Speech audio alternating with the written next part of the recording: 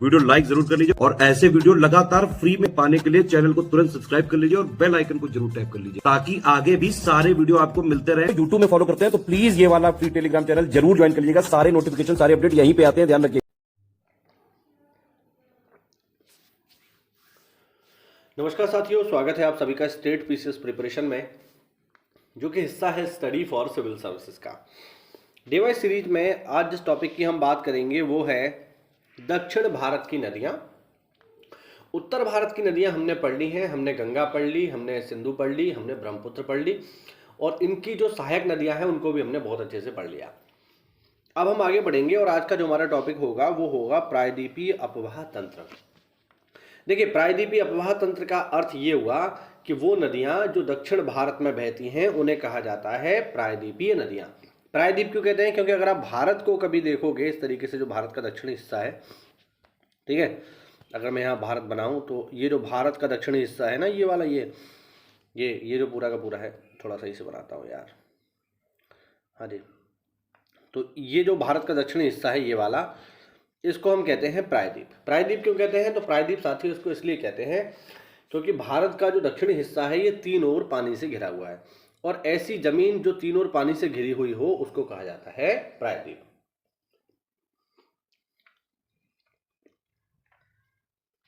ठीक है, तो ये है। अब यहां पर हम कुछ देखते हैं। प्रायद्वीपीय अपवाह तंत्र हिमालयी अपवाह तंत्र से पुराना है, यानी दक्षिण भारत की जो नदियां हैं वो उत्तर भारत की नदियों से पुरानी हैं। नर्मदा, ताप्ती को छोड़कर अधिकतर प्रायद्वीपीय नदियां पश्चिम से पूर्व की ओर बहती हैं। ठीक है, दो ही ऐसी रिवर है जो पूर्व की ओर नहीं बहती हैं, वो है नर्मदा और ताप्ती। बाकी जो रिवर बची ये सारी की सारी पश्चिम से पूर्व की ओर जाती हैं। पश्चिम से पूर्व की ओर का अर्थ हो गया इस तरीके से। ऐसा क्यों? तो ऐसा इसलिए क्योंकि भारत का जो ढाल है वो पश्चिम से पूर्व दिशा की ओर ही है। ये बात आप लोग हमेशा ध्यान रखना। ठीक है, आगे देखो।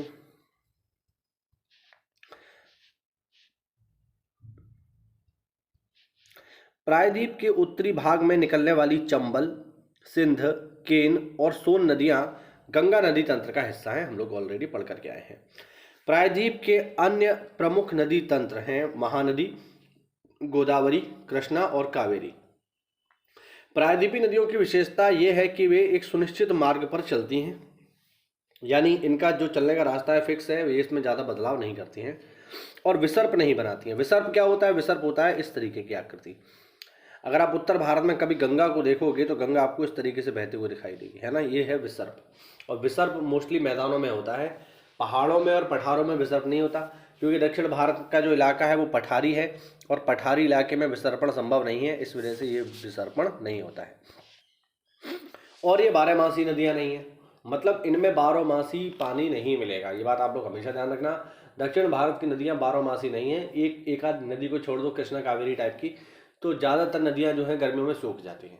उसका कारण है क्योंकि इनको जो है ग्लेशियर से पानी की सप्लाई नहीं होती है और इनका पानी का स्रोत जो है वो धरती से ही होता है और ज़्यादा गर्मी जब पड़ती है तो वो पानी सूख जाता है, या फिर ये अधिकांश समय में बारिश पर निर्भर करती हैं। तो बारिश 12 महीने तो होती नहीं है, बारिश साल के कुछ ही महीने होती है, तो इस वजह से जब ज़्यादा गर्मी पड़ती है तो ये सूख जाती हैं। हिमालय से निकलने वाली जो नदियां होती हैं वो ऐसा नहीं करती, ध्यान रखना। हिमालय से जितनी नदियां निकलती हैं उनमें पानी आपको 12 महीने मिलेगा। गंगा में तो हमेशा पानी मिलता है। गंगा के बारे में तो कहावत है, हमारे यहाँ पे वेस्ट यूपी में बोलते हैं कि गंगा इतनी ना गिरती है कि सिरकटा पार गज जाए, यानी हमेशा यहाँ पानी आपको मिलेगा ही मिलेगा, ये मैं बताना चाह रहा हूँ। ठीक है, हालांकि भ्रंश घाटी में बहने वाली नर्मदा और ताप्ती इसका अपवाद है, इनमें पानी आपको मिलता है। अब एक एक करके देखते हैं। महानदी के बारे में बात करेंगे। महानदी छत्तीसगढ़ के रायपुर में सिहावा से निकलती है और ओडिशा से बहती हुई अपना जल बंगाल की खाड़ी में विसर्जित करती है। महानदी, इसके निचले मार्ग में नौ संचालन भी होता है, यानी नावें चलती हैं। इस नदी का अपवाह द्रोणी 53% भाग जो है एमपी में है और छत्तीसगढ़ में, और 47% भाग जो है उड़ीसा में है। यानी ये जो महानदी है ये मेनली एमपी और छत्तीसगढ़ में बहती है और 47% करीब करीब उड़ीसा में भी बहती है। गोदावरी की बात करेंगे। गोदावरी सबसे बड़ा प्रायद्वीपीय नदी तंत्र है। इसे दक्षिण गंगा के नाम से जाना जाता है। ध्यान रखना, कभी पेपर में सवाल आए दक्षिण गंगा दक्षिण गंगा, तो दक्षिण गंगा का अगर कभी भी सवाल आएगा तो आप बताओगे दक्षिण गंगा है साथियों गोदावरी। ठीक है, गोदावरी को कहते हैं दक्षिण गंगा। क्यों? क्योंकि इसका वही महत्व है जो उत्तर भारत में गंगा का है, वो इसका महत्व दक्षिण भारत में है। उत्तर भारत में गंगा का महत्व क्या है? उत्तर भारत में गंगा का महत्व है कि उत्तर भारत में गंगा को पाप नाशनी कहा गया है। यानी आपसे अगर कोई भूलवश पास हो जाए, मतलब भूलवश पाप हो जाए, जानबूझ के पाप किया है तो पाप नहीं है, वो तो फिर अपराध है। ठीक है, अगर हाँ जी, तो मैं आपको बता रहा था, बीच में फ़ोन आ गया, मैं आपको बता रहा था कि जो काम उत्तर भारत में गंगा करती है, गंगा बेसिकली पाप नाशनी है, लोगों के पापों को हरती है, उनके पापों का नाश करती है, वही काम दक्षिण भारत में गोदावरी कर रही है। ठीक है, क्योंकि उत्तर भारत के पापियों के लिए तो चलो उनके पास व्यवस्था हो गई साहब कि उनके पास तो है गंगा, लेकिन पापी केवल उत्तर भारत में थोड़ी है, वो तो दक्षिण भारत में भी है। तो दक्षिण भारत के पापियों को, उनके पापों को कम करने के लिए, उन पापियों को तारने के लिए एक ऋषि हुए जिनका नाम है गौतम ऋषि, है ना। गौतम ऋषि थे एक, और गौतम ऋषि जो है दक्षिण भारत के पापियों के लिए एक नदी लेकर के आए स्वर्ग से, ऐसी मान्यता है। और इस नदी का प्रभाव बिल्कुल गंगा के जैसा ही था, और चूंकि गौतम ऋषि इसको लेकर के आए इसीलिए कहलाई गोदावरी। ठीक है, ध्यान रखना, तो ये थोड़ा इंपॉर्टेंट है, इसको देख लीजिए। ठीक है, यह महाराष्ट्र में नासिक जिले से निकलती है और बंगाल की खाड़ी में जल विसर्जित करती है। इसकी सहायक नदियां महाराष्ट्र, मध्य प्रदेश, छत्तीसगढ़, ओडिशा और आंध्र प्रदेश राज्यों से होकर के गुजरती हैं। ठीक है, यह 1465 किलोमीटर लंबी है, ध्यान रखना इंपॉर्टेंट है। इसकी सहायक नदियों में पेनगंगा, इंद्रावती, प्राणहिता, मंजरा है। गोदावरी नदी एक वृहद डेल्टा का भी निर्माण करती है।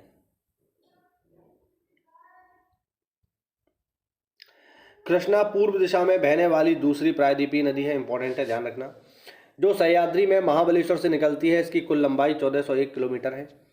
कोयना, तुंगभद्रा और भीमा इसकी प्रमुख सहायक नदियां हैं। ठीक है, आगे देखते हैं। आगे है कावेरी। कावेरी को कहते हैं दक्षिण भारत की गंगा।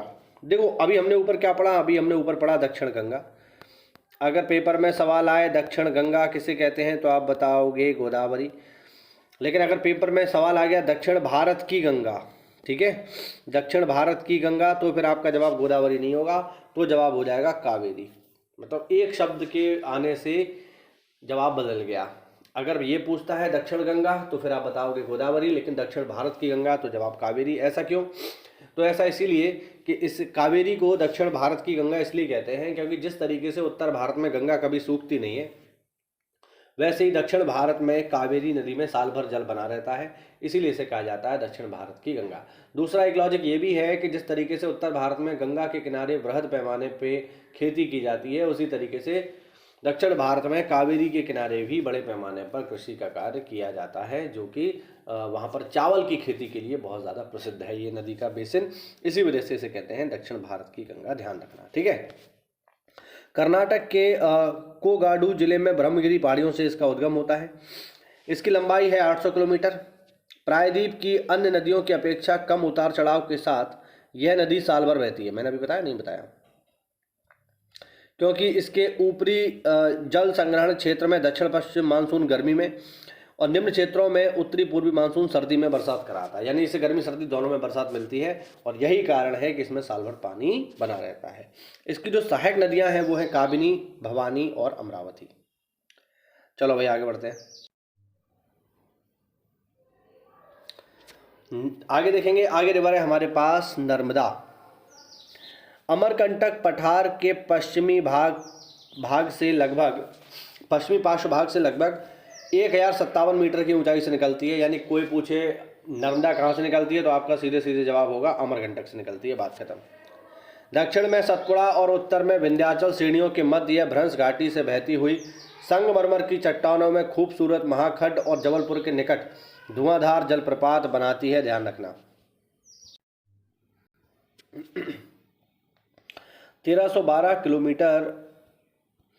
1312 किलोमीटर बहने के बाद यह भड़ौच के निकट दक्षिण में अरब सागर में मिल जाती है और 27 किलोमीटर लंबा ज्वार नदमुख बनाती है। ठीक है, तो नर्मदा के बारे में 2-3 चीज़ें हैं जो आपको याद रखनी है। सबसे पहले तो कहाँ से निकलती है? अमरकंटक से निकलती है। दूसरा याद रखना, नर्मदा जो है ये भ्रंश घाटी से होकर के बहती है, भ्रंश घाटी से होकर के बहती है। इस बात को आप लोग सदैव याद रखिएगा, ये इंपॉर्टेंट फैक्ट है। ठीक है, दोबारा लिख देता हूँ, भ्रंश घाटी, भ्रंश घाटी से होकर के बहती है साथियों नर्मदा। और तीसरा पॉइंट ये है कि नर्मदा जो है ये डेल्टा नहीं बनाती है, नर्मदा क्या बनाती है? ज्वार नदमुख बनाती है, ध्यान रखना। ये सारे इंपॉर्टेंट फैक्ट हैं, ठीक है। और सरदार सरोवर बांध जो है इसी नदी पर है, ये भी ध्यान रखना। आगे है ताप्ती नदी। ताप्ती पश्चिम दिशा में बहने वाली एक अन्य महत्वपूर्ण नदी है जो मध्य प्रदेश के बैतूल में मुल्ताई नामक स्थान से निकलती है, और ये भी ज्वार नदमुख बनाती है, और ये भी भ्रंश घाटी से होकर के बहती है, ध्यान रखना, ठीक है।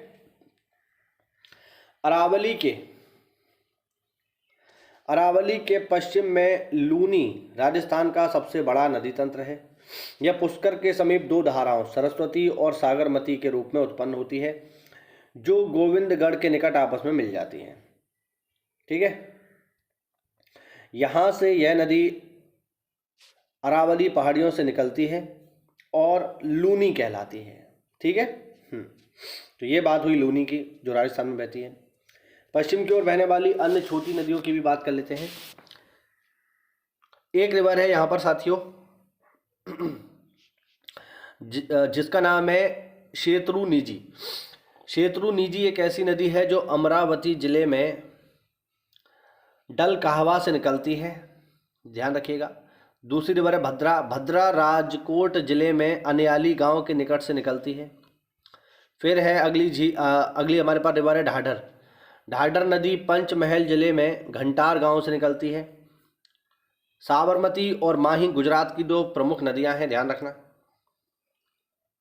नासिक जिले में त्र्यंबकम पहाड़ी से 670 मीटर की ऊंचाई पर वैतरणी नदी निकलती है। कालिंदी की बात करेंगे तो कालिंदी जो है ये बेलगांव जिले से निकल के करवाड़ की खाड़ी में गिरती है, ध्यान रखना।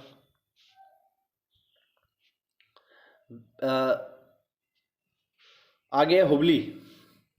हुबली जो रिवर है ये धारवाड़ से निकलती है, ठीक है। ये जो है इस रिवर का नाम है बेदती नदी, जो कि हुबली धारवाड़ से निकलती है और 161 किलोमीटर लंबा मार्ग तय करती है। शरावती पश्चिम की ओर बहने वाली कर्नाटक की एक अन्य महत्वपूर्ण नदी है, ध्यान रखना। शरावती कर्नाटक के शिमोगा जिले से निकलती है। केरल की सबसे बड़ी जो रिवर है यह है भरतपुझा, जो अन्नामलाई पहाड़ियों से निकलती है। इसे पोनानी के नाम से जाना जाता है। पेरियार केरल की दूसरी सबसे बड़ी नदी है।